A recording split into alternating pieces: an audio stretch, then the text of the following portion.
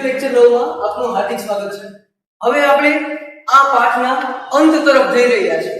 તો હવે લાસ્ટમાં આપણે અલગ અલગ પ્રજાઓ વિશેની માહિતી જોઈ હતી, બરાબર? તો હવે એ પ્રજાઓ છે એનું ભારતીયકરણ કેવી રીતના થયું, તમારા માટે એક નવો ક્વેશ્ચન, બરાબર? આ પ્રાચીન ભારતમાં જે પણ પ્રજાઓ આવેલી છે એ વિવિધ પ્રજાઓનું ભારતીયકરણ કેવી રીતના થયું એની વાત કરવાની છે। મતલબ કે ભારતમાં કેવી રીતના જોડાણ, આ આખી પ્રોસેસ ખરેખર સમજવા જેવી છે। આપણા પાઠની અંદાજે જોઈએ તો પણ અને બાકી જનરલ નોલેજ માટે પણ જોઈએ તો આ બહુ મસ્ત વસ્તુ છે। આપણે આને આ ભારતીયકરણ થવાના જે મુદ્દો છે એને આપણે લગ્ન સાથે જોડી દઈશું। હમણાં આ સમજવા માટે લગ્નને તમે સમજી જશો એટલે ઓટોમેટિકલી આ આખો ક્વેશ્ચન સમજાઈ જશે। જોઈએ પ્રાચીન ભારતની વાત કરીએ તો પ્રાચીન ભારતમાં આપણે આગળના લેક્ચરમાં જોયું એ પ્રમાણે ઘણી બધી પ્રજાઓ હતી। કેવી તો કે નેત્રીડો, દ્રવિડો છે, મોંગોલોઇડ છે, ડિનાલિક છે, ઓસ્ટ્રેલોઇડ છે, આર્યનોઇડ છે, અલ્પાઇન છે, આર્ય છે, આવી બધી જ પ્રજાઓ ધીમે ધીમે ભારતમાં આવવાની શરૂઆત થઈ। પ્રાચીન ભારતની વાત છે, પ્રાચીન ભારતમાં આવી અલગ અલગ ઘણી બધી પ્રજાઓ આવી। આ પ્રજાઓ આવી એટલું તો ઠીક, પ્રજાઓ આવી અને શું કરવા લાગી? વસવાટ, મતલબ કે અહીંયા સ્થાયી થવાની વાત છે। આ બધી પ્રજાઓ આવીને અહીંયા શું થઈ? સ્થાયી થઈ, એટલે કે વસવાટ કરવા લાગી। આ વસવાટ કરવા લાગી એટલે હવે જો આ અલગ અલગ જે પણ પ્રજા છે એ બધી જ અલગ અલગ પ્રજાઓ છે એની સાથે સંસ્કૃતિનું શું થયું? આદાન પ્રદાન। મતલબ કે દ્રવિડોએ કંઈક મોંગોલોઇડને આપ્યું, મોંગોલોઇડે ડિનાલિકને આપ્યું, અલ્પાઇને આર્મેનોઇડને આપ્યું, ઓસ્ટ્રેલોઇડે આર્મેનોઇડને આપ્યું। એવી રીતના આપણે જોયું હતું અલગ અલગ વાત, જેમ કે ધૂપ દીપની વાત છે, પ્રકૃતિ પૂજાની વાત છે, પશુ પ્રેમી છે, પશુ પૂજા છે, અથવા આપણે જોયું અલગ અલગ કૌશલ્ય અલગ અલગ પ્રજામાં હતા, બધા એકબીજાને આપવાની લેવાની શરૂઆત કરી, આદાન પ્રદાન થયું સંસ્કૃતિ। પછી આ તો આદાન પ્રદાન તો થયું, એના સિવાય લગ્ન સંબંધ હવે ધીમે કેવું થવા માંડ્યું? અલગ અલગ પ્રજાઓ વચ્ચે લગ્ન સંબંધની પણ શરૂઆત થવા લાગી। લગ્ન સંબંધ બંધાવા લાગ્યા એટલે એનો મતલબ શું થયો? પ્રજાનું સંમિશ્રણ થવું, પ્રજાનું સંમિશ્રણ થવું। હવે અહીંયા કેવું છે, આપણે જે જનરલી ખબર છે લગ્ન થાય, બરાબર? એટલે જે કોઈ પણ સ્ત્રી એટલે કે જે કોઈ પણ ગર્લ હોય એ એના જે પિયર છે એ પિયરમાં હોય ત્યાં સુધી ત્યાં હોય, બરાબર? એમની અટક હોય, એમના પપ્પાનું નામ પાછળ હોય, પણ જેવી એના મેરેજ થઈ જાય, એના સાસરામાં આવી જાય પછી એનું એ ગર્લનું અહીંયા જે કોઈ પણ જે વ્યક્તિ આરે મેરેજ થયા હોય એની સાથે સંમિશ્રણ થઈ ગયું હોય। મતલબ કે હવે એ એના પપ્પાની નામ કે એના પપ્પાની સરનેમ યુઝ કરશે નહીં, હવે એનું સંમિશ્રણ એના જે કોઈ પણ પતિ છે એની સાથે થઈ ગયું। તો અહીંયા પણ છે એવું લગ્ન સંબંધ બંધાવાના હિસાબે પ્રજાઓનું સંમિશ્રણ થવા લાગ્યું, મતલબ કે મિક્સિંગ થઈ ગયું, ખબર ન પડી। તો હવે સંમિશ્રણ તો થયું, તો હવે થાશે કેવું? ભારતીય સંસ્કૃતિનો વિકાસ થશે। કેવી રીતે? તો કે ભાઈ આ જો પ્રજાનું સંમિશ્રણ થયું, બધા સાથે ભેગા લાગ્યા, લગ્ન સંબંધોમાં જોડાવા લાગ્યા, એટલે અલગ અલગ પ્રજાઓની અલગ અલગ વસ્તુઓ એકબીજામાં જોડાવા લાગી। તો અલગ અલગ પ્રજાની રહેણી કરણી, જો આપણા લોકોની રહેણી કરણી સારી હોય, અમુક લોકો છે એ ભાઈ એને બહુ સારી એવી રહેણી કરણી હોય, બહુ મોડર્ન લાઈફસ્ટાઈલમાં જીવતા હોય, અમુક લોકો સિમ્પલ લાઈફસ્ટાઈલમાં જીવતા હોય।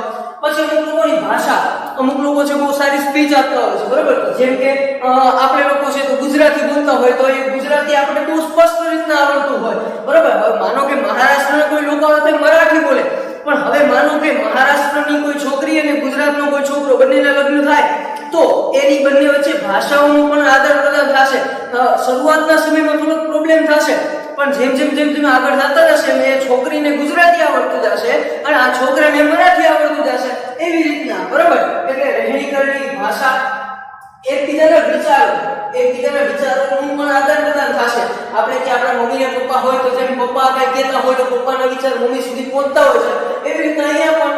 પછી ધાર્મિક માન્યતાઓ તમે ઘણી બધી વખત ઘણા બધા વસ્તુઓ જોઈએ છે, અમુક જગ્યાએ તમે જોતા હશો કે ભાઈ અમુક લેડીઝ છે એના ઘરની ધાર્મિક માન્યતા અલગ હોય, મતલબ કે લગ્ન પહેલા, અને અહીંયા આવે સાસરે તો એની ધાર્મિક માન્યતાઓ અલગ હોય। તો એવી રીતના ધાર્મિક માન્યતાઓનો પણ શું થયો? સમન્વય, અને આવી રીતે ભારતીય સંસ્કૃતિનો વિકાસ થયો। તો રહેણી કરણી, ભાષા, વિચારો, ધાર્મિક માન્યતાઓ આ બધાના સમન્વય થવાને કારણે ભારતીય સંસ્કૃતિનો વિકાસ થયો. હવે આને હિસાબે ભારતીય સંસ્કૃતિ જેવી એટલે પ્રજા પરસ્પર શું થવા લાગી? ભળવા લાગી. પ્રજા પરસ્પર ભળી ગઈ અને પ્રજા પરસ્પર ભળી ગઈ એટલે હવે કોઈ પણ પ્રજાનું સ્વતંત્ર અસ્તિત્વ રહ્યું નહીં.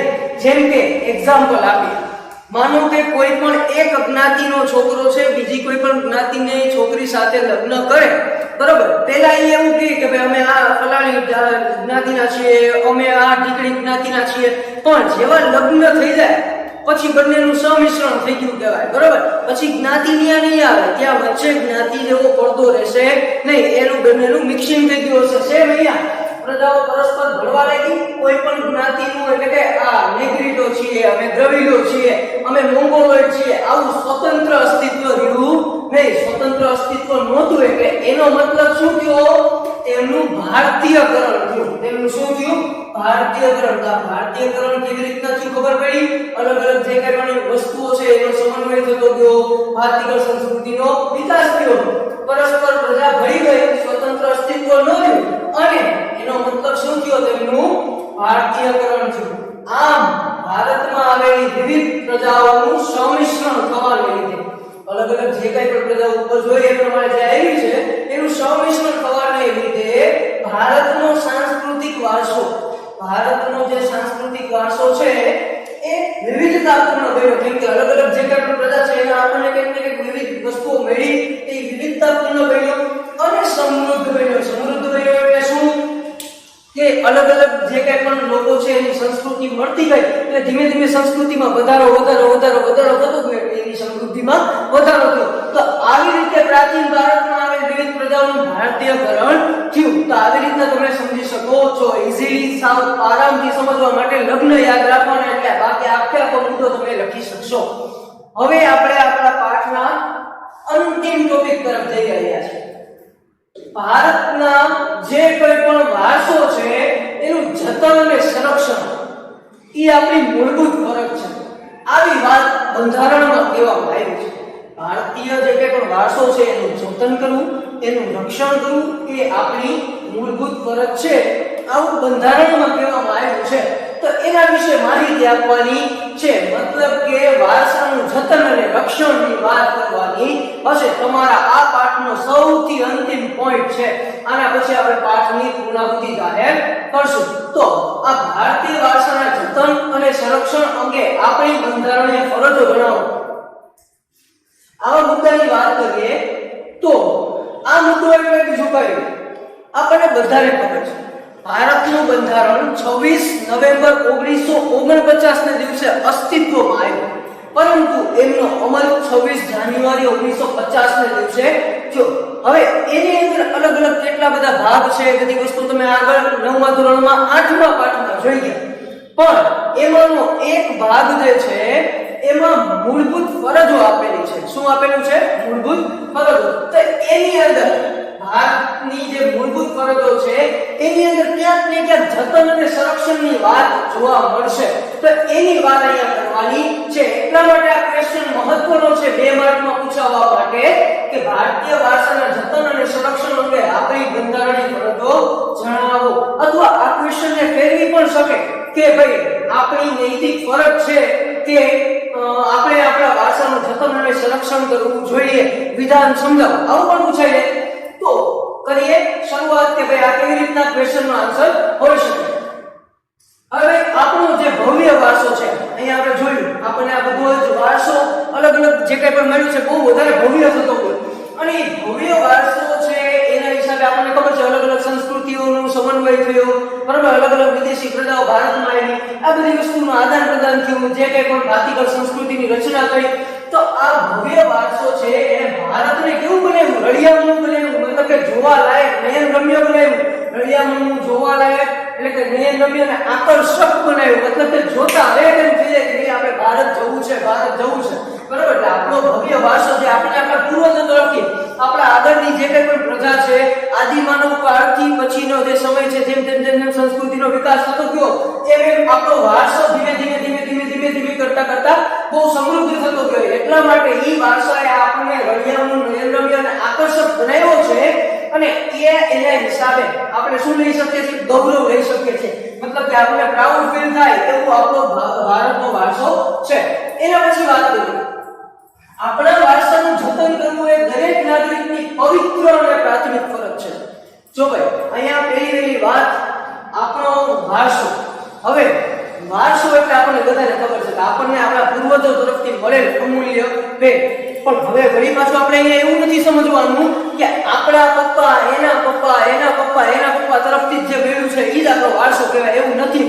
આગળના આદિમાનવ કાળથી આજ સુધીના સમયમાં આપણે જે કોઈ પણ જગ્યાએ જઈએ છીએ, જોઈએ છીએ, ખાઈએ છીએ, પીએ છીએ, રહીએ છીએ, આ બધી જ વસ્તુ આપણને આપણા પૂર્વજો તરફથી મળેલી છે એવું જ સમજવું પડે. કેમ કે એ છે તો એટલીસ્ટ ભારતનું જ ને, એટલે એ ભારતનું છે તો એ આપણું છે. તો આપણું છે તો એનું શું કરવું પડે? જતન કરવું પડે, એનું રક્ષણ કરવું પડે. એ દરેક નાગરિકે સમજવાનું છે કે ભાઈ ભારત મારો દેશ છે. આ વાત આપણે જોઈએ છે તો આપણે ભારતની અંદર રહેતા દરેક વ્યક્તિ એમ કહેશે કે ભાઈ ભારત મારો દેશ છે. તો ભારતના અંદર જે કંઈ પણ લોકો રહે છે બધા ભારતીયો છે, તો દરેક ભારતીયની આ પવિત્ર ફરજ છે, પ્રાથમિક ફરજ છે કે આપણે આપણા વારસાનું જતન કરવું જોઈએ. હવે એ વારસો કોઈ પણ હોય, સાંસ્કૃતિક વારસો હોય કે પ્રાકૃતિક વારસો હોય. જેમ કે પ્રાકૃતિક વારસો અત્યારના આપણે જોઈએ છીએ કે લોકડાઉનનો સમય ચાલે છે તો ઘણી બધી નદીઓ એટલી શુદ્ધ થઈ ગઈ છે કે જે કદાચ આપણે કરવા ધારત ને તો પણ ન થાય. તો એ આપણે પ્રાકૃતિક વારસાનું જતન કરવું આપણી ફરજ છે. પણ જેવું હમણાં ઇન્ડસ્ટ્રીઝ ને બધું ચાલુ થશે ને વળી પાછી નદીઓની હાલત એને જ બરાબર, વાતાવરણ વળી પાછું અશુદ્ધ થઈ જશે, પ્રદૂષણની માત્રા વધી જશે. તો એ આપણી ફરજ છે કે આપણે એ બધી વસ્તુનું કોમ્બિનેશન બેલેન્સ જાળવીને રાખવું. એટલા માટે અહીંયા કહેવામાં આવ્યું છે કે આપણા વારસાનું જતન કરવું એ નાગરિકની પવિત્ર અને પ્રાથમિક ફરજ છે.